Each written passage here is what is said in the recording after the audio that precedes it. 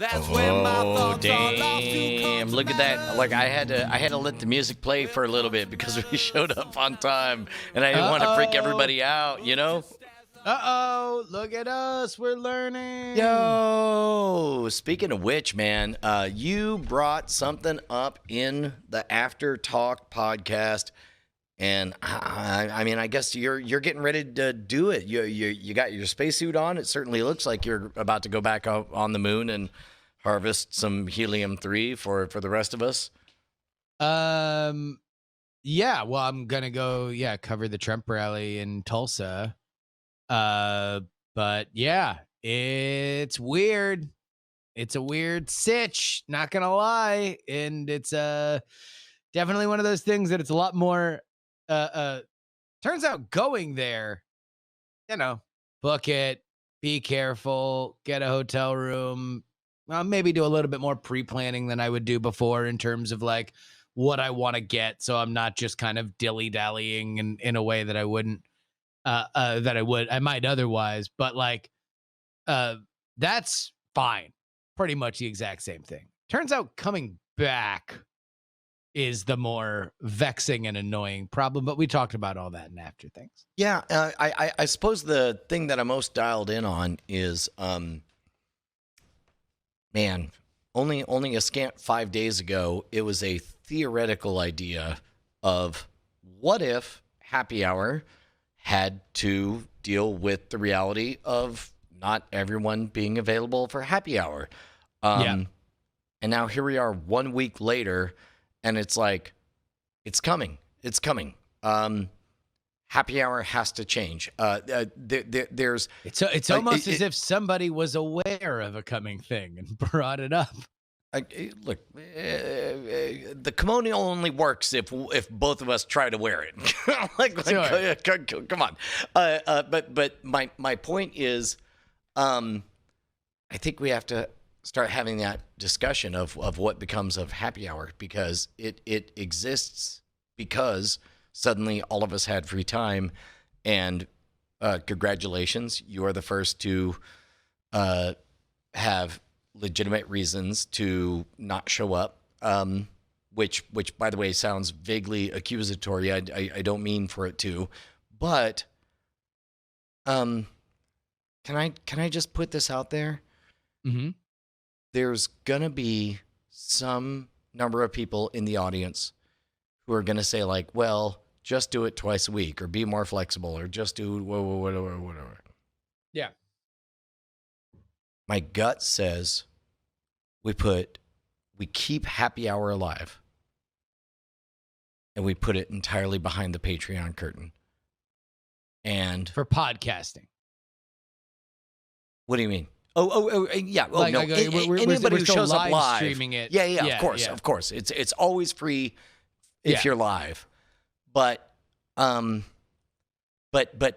I've experienced over the last week screwing up, our hardcore television-like production schedule so that we could, and nothing screwed up. But you understand, like I'm making heavy concessions to keep this going. And I've already said it's my favorite thing, specifically because it's so low stakes in terms of we don't have to change the world. We don't have to deliver a big message. We get to, like, you and I have always fetishized and fantasized about doing drive time comedy radio. Yes. And this is it. We get to do it, right? All we have to do is show up and keep the conversation afloat, maybe occasionally overshare, and we did it high five. I love it. It is probably emotionally, I don't know about artistically, but emotionally, it is my favorite thing of everything that I do. Yeah. But we're now 2.5 months into it, and I'm realizing how much has to get mixed up, and there'll be some point that I'll be in your position where I'll have to say, like, no, I literally can't make Happy Hour, and we want Happy Hour to happen, right? I wonder what it would look like out loud as I put it to everyone, and also like a dog who doesn't want to see something refuses to look at the chat. Consider the possibility that in the feed, Happy Hour is, for some weird reason, the 3x bonus content that all lives behind the Patreon curtain. Yeah, I mean, I think that's certainly an option. Like that is certainly I think that there was even a thought when we first started it of like, oh, like if we're doing more, then we'll see more of a reward even in the immediate, the immediate times. And part of that we have in terms of Twitch follows, and I mean, but it's largely just been the fact that we've been turning the Twitch light on more, and Right. we have created a more And stable presence also, on this channel. when we do show up, like pre-show, post-show, there's sort of like I don't know, maybe I'll turn it on and I'll see somebody setting up a system or something or whatever. Like, Yeah. but like Happy Hour has been like 4 to 5 Central. Like we show up and we try, and we've never not been trying whenever anybody's tuned in at that time. Yeah, and I think that so possibly, yeah, the paywall is certainly something. There's also just the idea that like we do. I mean, here's something that we haven't even discussed, but we'll bring it up publicly. What if this is just the sign that we're restructuring what Night Attack is? That we think about the Holy Land is Tuesday night, right? And then we have these 5 children that we have created. But what if really the lesson is, hey, Night Attack is just a multi episode a week thing, and that's one of the things that man, I'm really glad you're the one who brought it up first, because like one of the visions that I had from the very beginning of Modern Rogue is, we launched Modern Rogue as Brian and Jason, but I always wanted it to be bigger than Brian and Jason, and we're starting to flirt with those edges, partly because, Jason was trapped at home because of shelter in place and all that. So it was only slightly weird to see episodes with just Brian. And my hope is that it'll only be slightly weird that there are episodes with just Jason. And then hopefully it'll only be kind of slightly weird that there's episodes with just Trevor and just our various experts. And all of a sudden, like, I mean, we're all happy for the moments that there's Brian or Jason or Brian and Jason or whatever. Like could 2 or 3 months ago, if you asked me, could we do the same thing with Night Attack, I would go, I don't know. But I mean, I don't think there's anything particular magical about. I mean, the answer is closer to yes, with Night Attack as its own independent vertical. Like for example, let's say, would it be weird for a Night Attack that is just Justin and Mike TV? No, that wouldn't be weird. Would it be, or it'd be slightly weird? Would it be weird for a Night Attack that's just Brian and Trey Warren? No, that would also be kind of weird, but not totally weird. I mean, would it be the craziest thing to aspire to get to a place where there's a Night Attack that's Merrill Barr and Trey Warren or whatever, I mean, in our ever expanding cast of characters. I mean, that would really depend on the audience, but that's not what I was thinking. But that is another vector to factor in. I was more thinking like, let's not think of Tuesday and then 5 little 1-hour shows. What if now we go live for 2 hours on Monday, and not Monday for you is packed, but just theoretically go schedule. We go live for multiple times a week, and that's what the legacy of Happy Hour is that it made Night Attack a multiple show a week thing, but it's not the persistent burden of like adding another 2-hour block is easier than 5 days a week having a 1-hour block or a half-hour block. Like just logistically speaking, yeah. Now again, everybody just calm down. We're spitballing here. Like this is all in the mix. But I don't know about the guest host. The guest host is an interesting idea, you know, or expanding the Night Attack roster. But again, that depends on the fact of whether or not we keep the same real estate here. Like Yeah, whether or not it's it 5 other hours than the 4 hours that we do on it Tuesday. does feel like there's something special about this 4 to 5 p.m. Central time block that we're doing, and I don't know how it feels out on the West Coast, but to me, like it really is like this is the moment.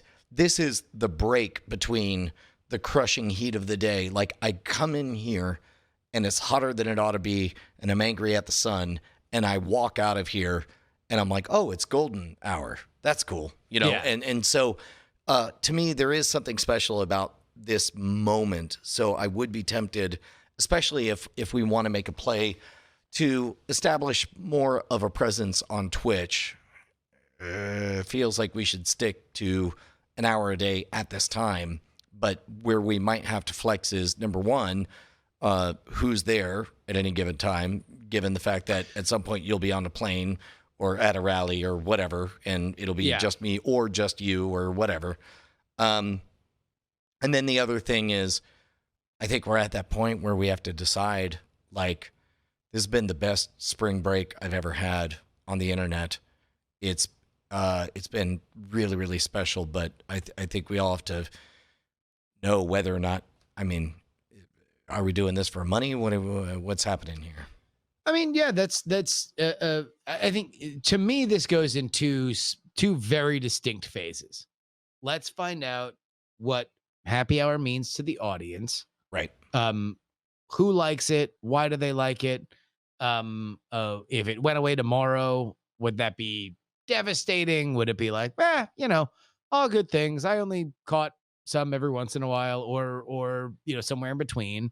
It, Or like, wait, you were doing happy hour, like, because one of those are coming. right. But So- beyond so- that, This is the part where we remind everybody, mail at nightattack.tv, MAIL at nightattack.tv. yeah, let us know because I think that this has been super fun, but realistically, I will say I'm less inclined to go with any idea with the expanded footprint without very deliberate plans on where we're going and who's staffing it. Like, the one thing that I don't want it to be is like, oh, okay, well, Brian and Justin don't have to do every episode because that's going to be impossible when things are getting back to normal. But also now we're scrambling. Like, I'll just put it this way. Right now, the Night Attack pre-planning is effectively Brian and Justin calling each other like 5 minutes before, and Bryce making a game. And Bryce was a self-starter enough to know exactly what that was and how to do it. And so it's like, there's not going to be a lot. I don't trust us to be in a management position where we're like roping in other people and scheduling out what the happy hours are and knowing our schedules enough to know like, oh, well, we'll definitely, I can't do Tuesday, but I can do Thursday, and I can't do Friday. Like that seems like something that is destined to end in a group chat that goes something like, shit, I can't do it either. Shit. I guess we'll just cancel. Like, I feel like that is a group chat that is like, that will happen, and it'll probably happen within the first couple months. And then all of a sudden it's just a slow death for something that we could have just given an honorable shelving. So then maybe what we do is, what about a version where the number of happy hours we're able to do per week is straight up tied to pledge levels on Patreon, and all of it is behind the Patreon wall. So hopefully we'll see a big boost, but I'm sure there's some magic number at which point we can continue to promise 5 happy hours a week. Because so far we've shown up for 3 months and delivered 5 happy hours a week every week for 0 charge. So Yeah. so if it goes behind the paywall, and if that paywall number, whatever that is, stays above blank, then we will continue to deliver 5. Now, maybe they won't be 1 hour every day. Maybe there'll be some more, some later. Maybe we fudge around like I'm on the road, that stuff. But then I mean, like there is a way to do this, even adjusting for days off, and that is to bank episodes, and they're a lot more manageable at, let's say, a banked episode is a half hour, right? Where it's like we're giving you a thing. It's a thing that pops out every day. You're gonna get something, right? But if we do a couple, bank episodes that we leave in the hopper, that does allow for us to do it. The other problem is that it's not like me and you have a tremendous amount of extra time. And part of the reason why this was even possible is that you are effectively quarantined to HQ, and Sure. I am effectively Yeah, quarantined in my apartment. like we talked about before. I mean, we all got thrown in jail. We decided to start a D&D campaign to pass the time, and now Yeah. some of us are getting out of jail at various rates, and we have to figure out what that means for the D&D campaign. I mean, I'm more like, I don't think I'm really getting out of jail. I'm like just I'm on like furlough. I mean, what you're doing is there's just the there's a exact- conjugal visit. Sure. Oh, by the way, get this shit. Okay. So I was bitching about Alameda County being the last fucking county in the goddamn nation to open anything up, right? Whatever your feelings on reopening and blah, blah, blah, understand that wherever your county's at, you're not as careful as my county. Oh, slow Alameda County. Well, guess what? They announced outdoor dining, Brian. Outdoor dining will That means be you're allowed to take your sandwich that you make inside and walk outside on the street and eat it. You want to know when it starts? Oh, no. I thought I was making a joke of how bad it was, and I suspect I'm about to find out that it's even worse. Go ahead. No, it's not bad. It's the day I leave. It's Friday. The day I leave is the day they allow outdoor dining. And they still have 4 different things before they get to anything that I would really want to do. I mean, like, I would like to support my favorite restaurants. It would be nice, but like, geez. But yeah, Alameda County, old slowpoke Alameda County. Slowpoke Alley. That's it. All right. So we put it out there on Happy Hour. Please write us so we can know where to go from here. Yeah, I think, look, I would think it's safe to say that Brian and I love doing this.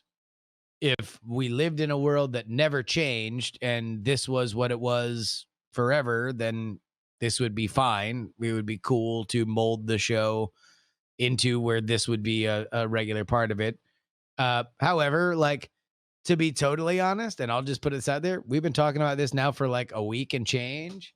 I haven't seen a ton of Twitter stuff. Like, normally, like when I say like, well, let me put it this way.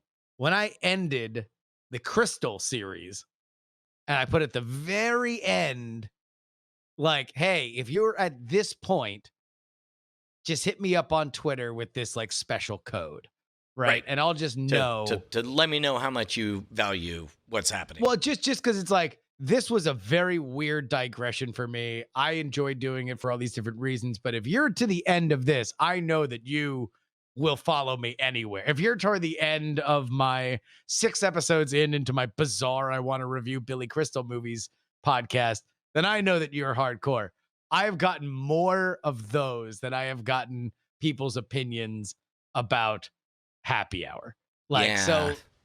so it's like, and that's fine. I don't think that that's bad. Like, I think there are probably a lot of folks that are like, oh, cool. I don't know how many people are running out of podcasts these days since they don't have a commute, right? Right. And maybe they're burning through them, and maybe they just like the feeling that they know that they're there in their podcast feed if they do run out of something. Just haven't happened to gotten around to them or whatever. Yeah.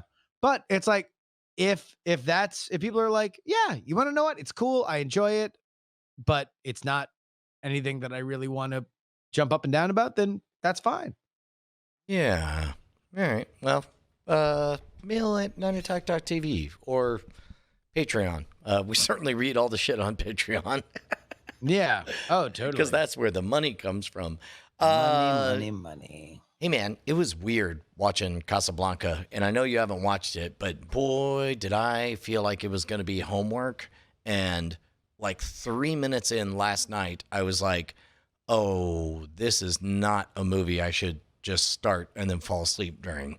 So Yeah. I pressed pause, and then the first thing in the morning is I kicked in the doors of all my children, and I said, homework. You have to watch Casablanca. You don't have to watch the whole thing, but you do have to watch the first 5 minutes. Get in here.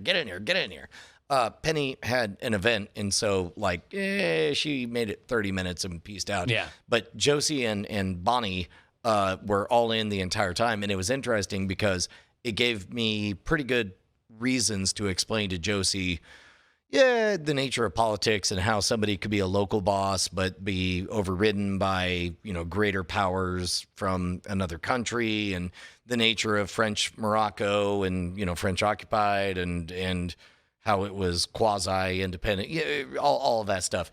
Yeah. It's great. It's a great movie. Turns out it deserves to be one of the best, most beloved movies. Legendary best movie of all Who time. could have seen that coming? I don't know. Certainly not me. Certainly not all collected wisdom. Yeah, no, I mean, it's funny because again, it's something that I'm aware of and I've seen. It's one of those movies. I've heard this with a lot of people with Star Wars, that like they ain't never seen Star Wars, but they know Star Wars. Brett was like this. Yeah. Like he didn't watch Star Wars until he was like in his mid 30s. Yeah. Because he kind of knew all of it. It had been parodied within an inch of its life. Which, by the way, was my experience with The Godfather. By the time we actually rented back in Blockbuster days, we rented The Godfather, and I hated it so much. And I was like, why do I hate it so much? Because all the things that were great about it had already been parodied my entire life. I only knew it by all of the parodies and the references. So to me, it looked like the most trite cliche dog shit, whatever.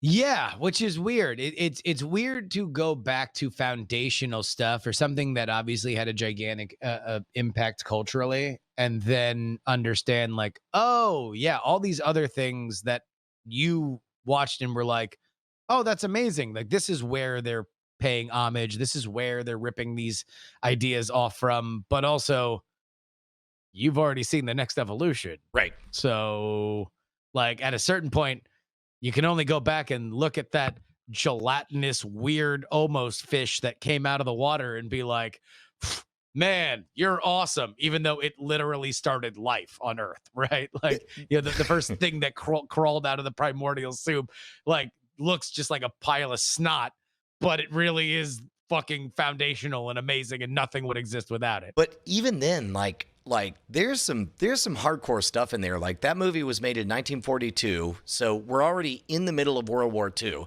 They're talking about the run up to it. So I assume either at that moment or shortly after that moment. No. I think they even make reference to the fact that France had fallen and become occupied. They reference occupied France.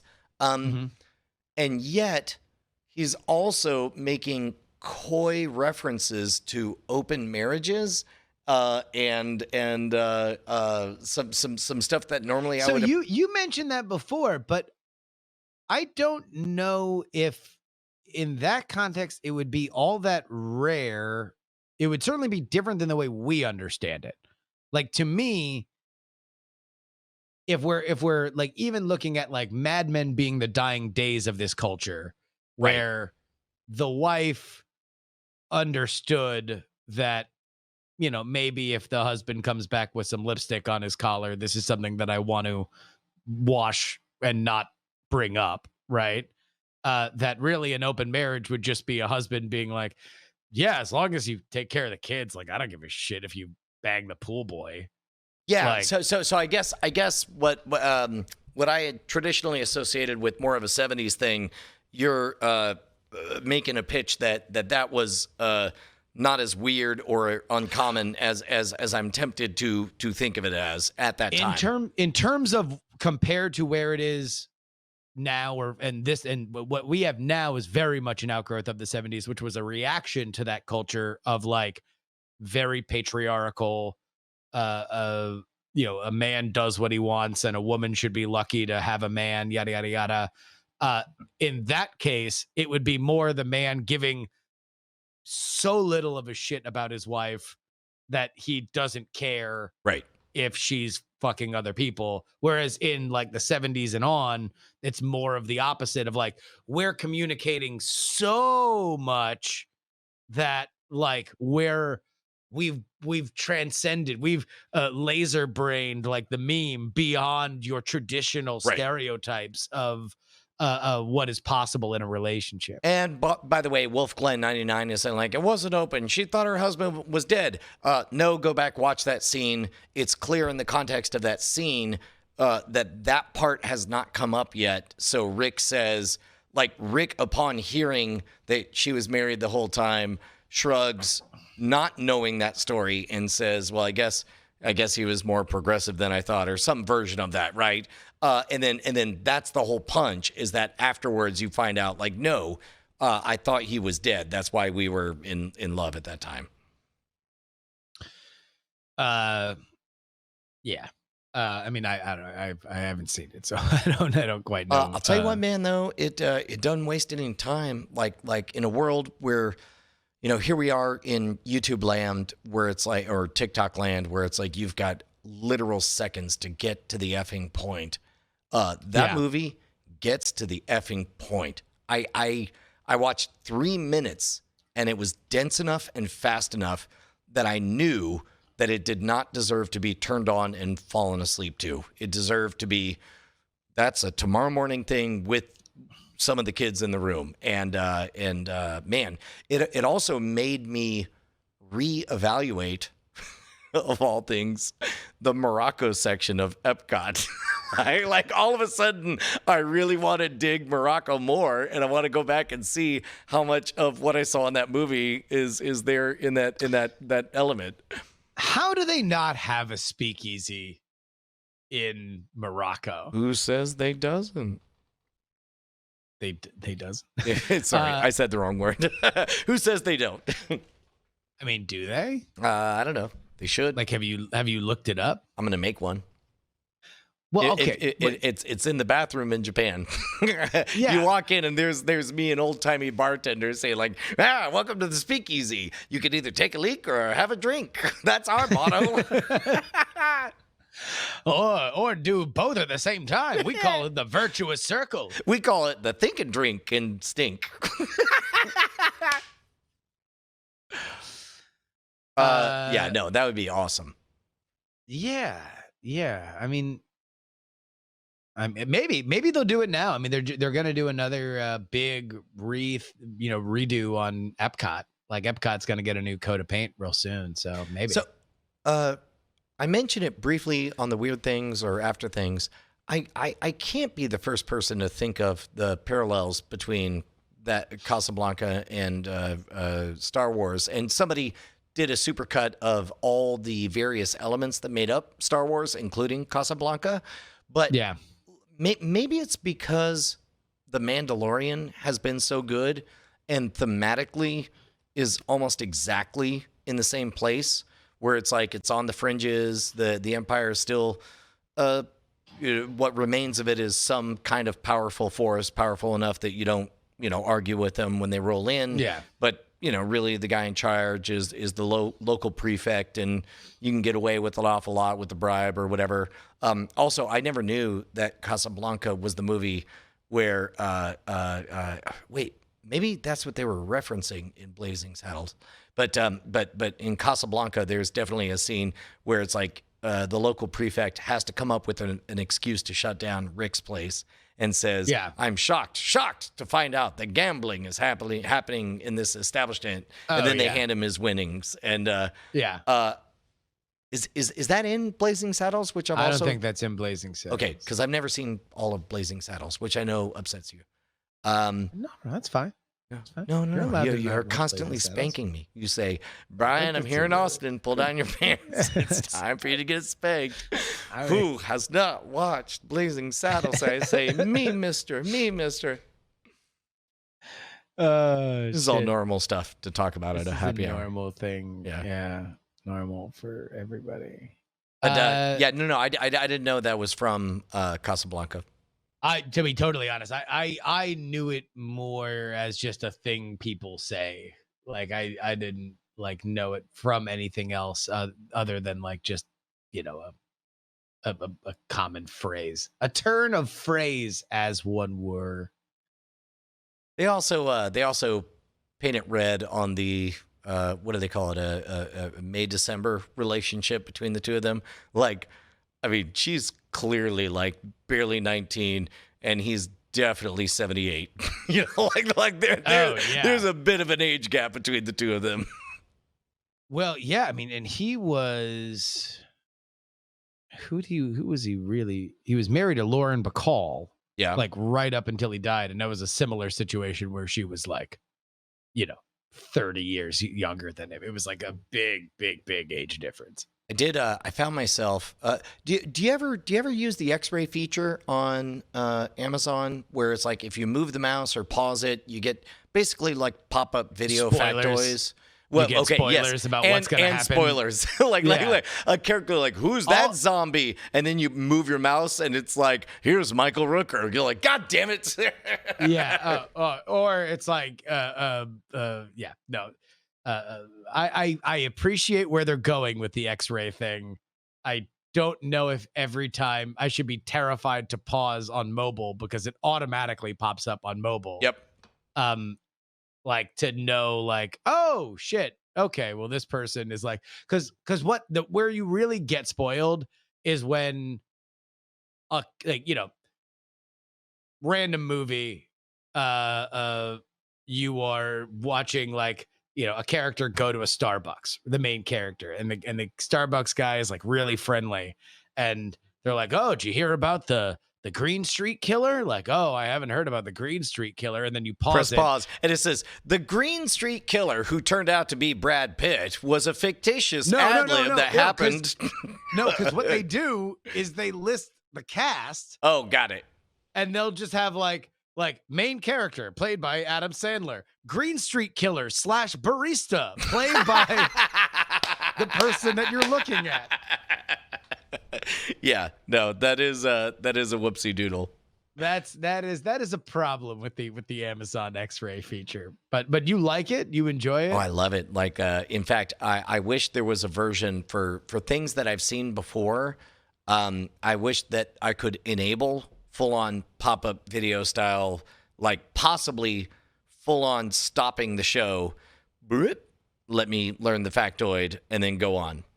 Like if you gave me the choice, I might take something I've seen a million times, like Tron. I know it's not a great movie, but I know there's an interesting story behind it, right? In the manufacturing and how the story transformed or whatever.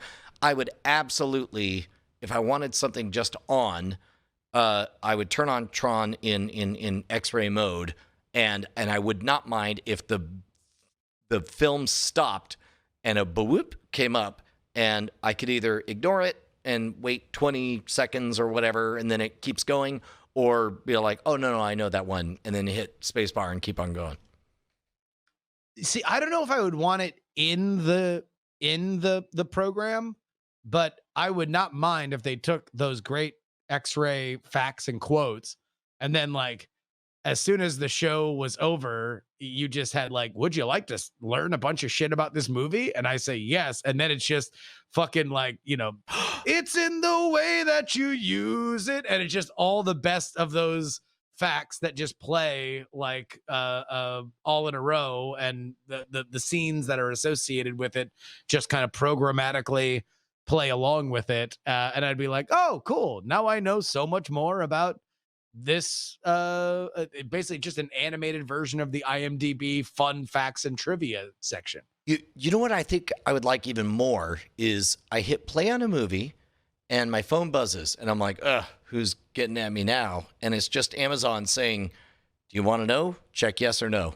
And it's like, I'm like, yes. So then the rest of the movie, every so often I feel a buzz and I glance down and I'm like, oh, that's cool. And if it's super interesting, then maybe I decide to pause the video or whatever. Like I want it to be a different channel, because if it were up to me, like there's no, my only regret with the X-ray stuff is that I don't get to see all of it. And part of me wants to know all of those little tidbits, especially if it's a movie that But I'm like during the rewatching. movie? No. Which is why I'm correcting myself here. Like, Yeah. the times I want to know those are when I'm sharing a movie I already know with someone else. During those times, I already know what happens during the movie. So maybe just send to me all of those cool factoids, those pop-ups. So meanwhile, because half the time I'm watching my kids anyway. Like we're coming up on a place where I'm gonna have to show them Jurassic Park, and I don't know how cool or not cool they're gonna be with it, but I've already seen the movie once or twice or 1,000 times. I would really love it if my phone was whispering cool dad facts. That's what I want, is dad facts to know. Yeah. It's like, did you know that he was in Seinfeld? Yeah, no, Yeah. he played a character called Newman.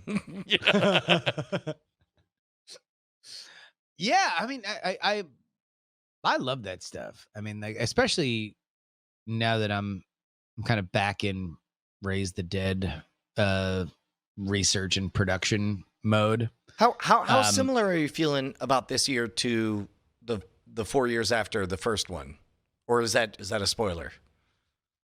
Because what I've read, I see a lot of people who are not Justin Robert Young mentioning similarities between this election and the second election right after Raise the Dead. Never mind. Hey, here's a new story. I'm gonna tell you this. I'm gonna tell you this. This is a personal moment of growth for me, Brian. Yeah. I have a problem with taking the cookies out of the oven before they're fully baked. I don't. I am an impatient person. Creatively, I tend to announce things so I can take a loan out on future hard work by telling people that I'm working on a thing, and I can be happy that they're happy, and it removes an element. Then it all of a sudden adds the other vector. It doesn't really make me work less hard, but it does add another vector of like Another now reason. I'm inviting questions about it. Now blah blah blah. So I don't think I'm anywhere close to releasing Raise the Dead stuff. But I'm trying desperately, as I am at the phase that I am at, to not talk about it, because I want the cookies to be done and I want to see what it looks like when I let all the cookies get fully cooked. Like when everything gets fully baked, what does it look like? And so, yeah, all I will say, I mean, in general, I think that there are a fair amount of similarities between, well, let me put it this way. I think that there were a lot of people in 1963 and 64 that probably were telling each other like, well, may we live in interesting times, right? Like, because the world at that point, I think, seemed very fucking upside down. I think the world right now feels similarly upside down while we face an election here. Unrelated to anything, just to wrap my mind around, was 64 the election that the Republicans ran George McGovern and it later shaped the party, or was that 70 or 68? No, McGovern was a Democrat. Right. No. Sorry. Who am I thinking of? The Arizona guy. Goldwater. 64 is Goldwater. Okay, great. Yes. Yeah. So if I remember correctly, 64, the Republicans ran Goldwater, who was extreme for his party and lost, but ended up having a profound impact on the base that lasted for decades to come. Is that correct? Yes, to this day. Okay. I can see a number of parallels that I independently just am thinking of right now. It's in the way that you use it. Bah, bah. It comes and it goes. Yeah, I mean, I made allusions to Bernie Sanders and Barry Goldwater in the first season of Raise the Dead, and I do think that there are obviously. I mean, I teased at the end of the last season of Raise the Dead that the next season was going to be about 1964, and it would, at the very least, include an episode of that situation explored more thoroughly, and hopefully there will be. The question then becomes, where else do you go? And I think I've got a little bit of a roadmap, but we'll see. Cool.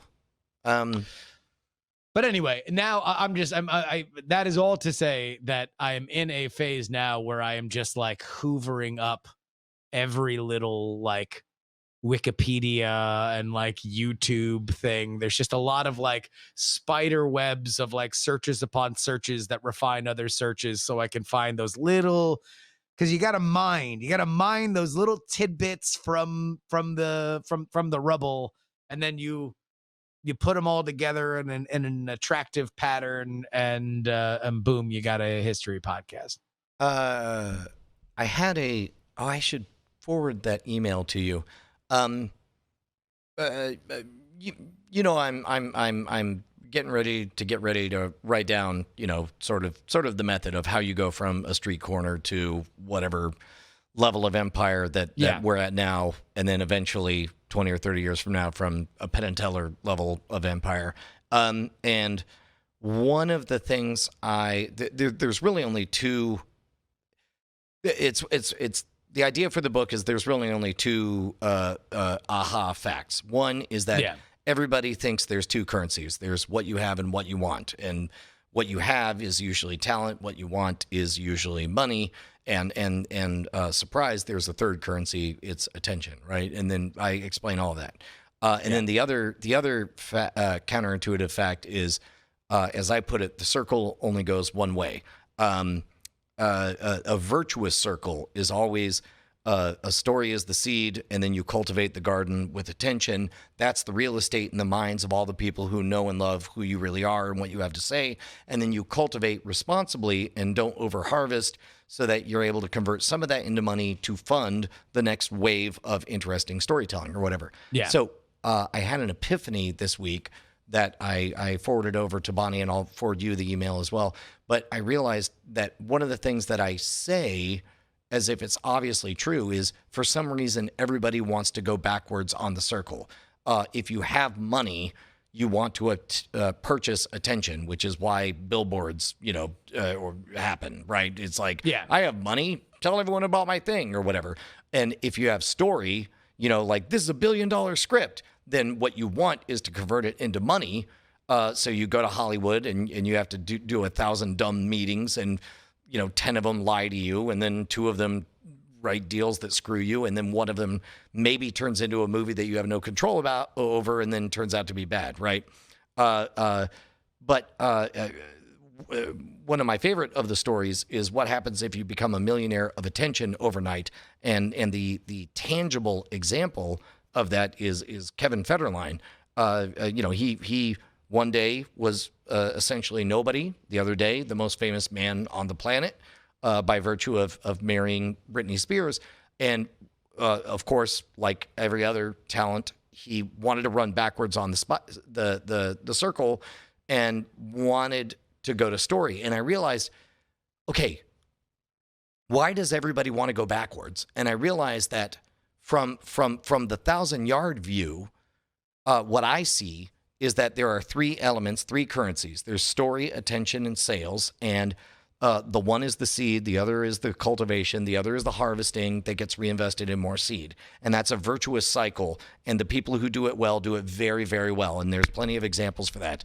But when I thought about why do people wealthy in one of those 3 currencies want to go backwards, I realized because they don't think of it as those words. The person who has money doesn't think of himself as wanting to purchase attention. He thinks he's purchasing fame, and fame is not the same as attention. Fame is the grandchild of attention. My kids have no idea who Jack Nicholson is. Yeah. But he's legit famous because for years and years he captured so much attention for so much time. Likewise, if you have attention, then what you want is not story. You think of it as, well, I want respect.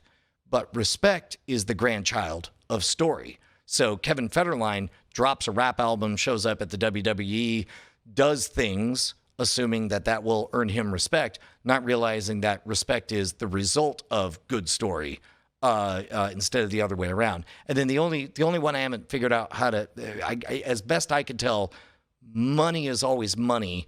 It's just that money is the most volatile of all of them. Like a story almost never becomes ungood overnight unless it gets like hashtag canceled. And likewise, people very rarely become unfamous overnight, but people definitely become poor overnight. So money being the most fungible and trickiest of all of them. Anyway, I was really stoked to think about that aspect of the story. But I think there, in your example, you're not looking at the storage of things. Like you are looking at the generation of them. The engine. And correct. yeah. So it's like whether or not you go broke is not the same as whether or not you made money. And that's really what you are looking at is like, okay, well, you want like wealth or you want like freedom inducing wealth or something. That's the grandchild of you're making money. Right. Like that's the baseline is follow these steps, remain true to yourself and your art, and you will make money. Now, whether or not that becomes the the derivative for which you want, in the same way that attention becomes fame and a story becomes respect, you hope, right? If that's what you want, that's what you get. You get wealth that can actually give you freedom, but that's down the road. That is a thing that you only get by stacking more and more. So in that sense, money's the easiest to understand. You're getting 2 bricks. If you stack 2 bricks for a significant period of time and you only need 1 brick to live, then eventually you're going to have the castle that, you kind of want. That is an ability to buy freedom. Right. And by the way, Von Huntingtate in the chat asks the perfect question. So what should have Federline done in that situation? Let me tell you another story about 2 people who became instantly famous overnight because of a sex tape. One is Kim Kardashian, who rather than chasing the wrong way in the circle of wanting respect, didn't ask anyone to respect her. Instead, she cashed in, so to speak, and created a fairly low-stakes reality TV series that turned out to be the most popular thing on the planet.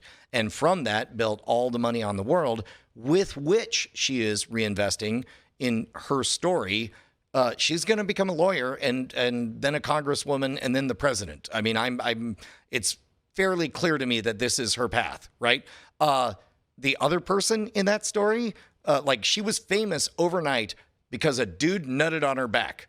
The dude who nutted on her back already has figured it out. He went to China, found a company that makes solid quality earbuds that are affordable, that are less than half the price of normal. It's Raycon. Raycon is taking over the planet, and this is somebody who became a millionaire of attention, but did not turn around and try to release art of any variety, but instead leveraged that to continue to go in the right direction of the circle.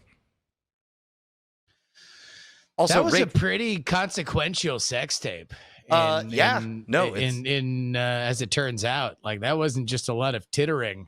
Like it makes fucking Pamela and Tommy Lee look like dog shit. They definitely did nothing with that opportunity. Also, Scoop Gray has a good way to put it. Money is the grandchild of value. I guess value is the grandchild of sales. I don't know. I'll figure it out. I'm getting real close though. Like it's getting simpler and simpler the more I think it through. And I think simple books are the ones that are easy to share. And much like a Scam Nation episode, I'm increasingly figuring out how do I personally, Brian Brushwood, maintain credibility for being in it or being the author, but also get out of the way of the story. And I think I'm getting closer to that. Yeah, I mean, that process is difficult. I've never written a book like that, but I can only imagine that you only get one big shot to put out something that you have thought so long and hard about that you want to make sure that the idea is as clear as possible. Well, and a big part of it is, I mean, I'm late to writing these things down because you and I and this community and everyone, we've been experimenting and seeing it in practice and figuring out, do they work? And at this point, as you and I have talked about, I don't know if we talked about it on the air, nothing makes me happier than a motivating story from somebody who's made it. Nothing makes me angrier than a motivating story from somebody whose sole success is selling his book about motivating you, Yeah. And it's like, it's been so important to me to have something to back it all up. And at this point, I think us, our community, our story, our everything, I think we can back it up. Well, I mean,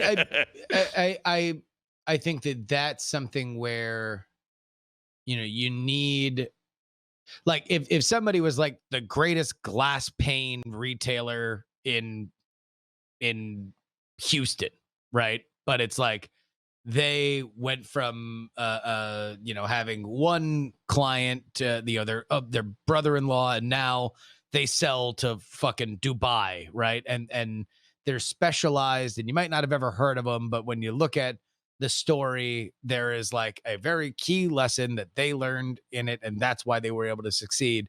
Then you would be like, oh, cool. This is wisdom that I would not have known, that I found in this niche area.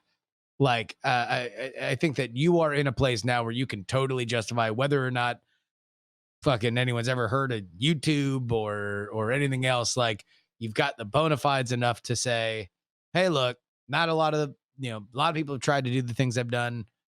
Many are working really hard. Many have succeeded. Many more fail. Here are the lessons that I have learned. So either they know who you are and they immediately get the value, in the same way that if Bob Iger wrote his book and you're like, well, fuck, Bob Iger knows what the fuck he's talking about. That dude ran the biggest fucking company and built it even bigger than it had ever been before. Even if they don't know you, if they don't know you at your Iger, they will know you at your Houston window pane company that has exploded because there are understandable mile markers. Right, which is part of why, and this will be the tricky part, that I'll have to have conversations with people to see how comfortable they are. But to me, there's sort of past, present, and future. Future is let's look at how big things can get. Let me explain to you just what a media empire Penn and Teller are. Let me explain how they're a supermassive black hole gravity well around which stars turn, and how magicians, work for decades to get to a point where they can go and appear for free on their show. And their job literally is to show up, sit in chairs and say, cool trick. And then, explain just how big they are. And then now let's go to, they're a supermassive black hole. I'm not a massive black hole. I'm a medium-sized black hole. I've only got 7 acres, and this show I do with Justin, and these comedy awards, and this other stuff or whatever. And then it's like, now let's go back to not even a black hole, a singularity, a single point, a gravity well where it all begins. This is me at the age of 19 standing on a street corner in Austin, Texas, trying to get one goddamn person to stop long enough to watch my fire eating routine, because if I can get that, then I can do the next routine and the next routine and the next routine, and then basically to reveal how it's all the same game based on that engine. Yeah. Once you got the thing, then here's the, like, if you can be the person that wants to get out there on that street corner and show your ass, and have the wherewithal to put together an act, then you, or whatever your version of that is in your world, like the rest of it is something where you've got an idea on how you can churn that wheel. Yeah. In the chat, they're asking, so what's a quasar in this equation? And that's obviously Iron Maiden. Yeah. Those motherfuckers Pretty fly much. around in a fucking plane bigger than Air Force One. Really? Yeah. Nice. Yeah, I'm sad. I'm sad that this is the last time, Justin, that I'll be able to pitch to you Wind of Change. It's the last time I'll be able to pitch you on that podcast, because I'm gonna find something else shiny and it'll be over with. Wow. Rip to a R.I.P. legend. Brian R.I.P. plugging Wind of Change. That awesome dragon. Which, by the way, I guess that's something. I guess I got to go home and tell Penny to hustle up on that so that we can talk about it tomorrow. I want to put up that tombstone. Oh yeah, dude. So everybody's on the same page that that's what's gonna happen. For now, right? Like no. Oh, by the way, Bonnie sent me a text that a neighbor. I don't know where she heard this. Probably on Nextdoor, because she doesn't do Facebook. But she said that a neighbor kid cried completely inconsolably for 5 minutes straight because the dragon was gone. And so that only makes me even more feel like this is the right decision, is to put up the gravestone. That's so funny. That's fucking hilarious, dude. You made a legend in your own neighborhood. The Austin Dragon, taken down by our petty desire for capitalism and real estate. You see how this is how it infects. It kills the joy in our lives. We sacrificed that dragon at the altar of the economy. All right, question. We put out the tombstone, and then maybe here this is the only, like, so far I think everything we've talked about, we've been the good guys. This is me thinking like a bad guy. We put the tombstone out for 2 weeks, then the tombstone vanishes, and then a new tombstone shows up saying, "R.I.P. that previous tombstone. Whoever stole it, we forgive you." Like,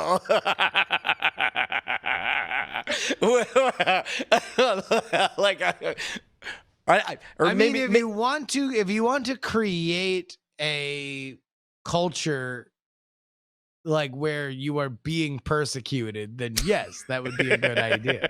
Okay, all right. Well, and we'll figure it out. All right, man. Anything else we want to say before we wrap it up? We started on time. Love you guys. All right, we love you guys. We'll see you. Bye. When the world is nothing but your silver button that is shining like the first falling star, that's when my thoughts are lost to country matters.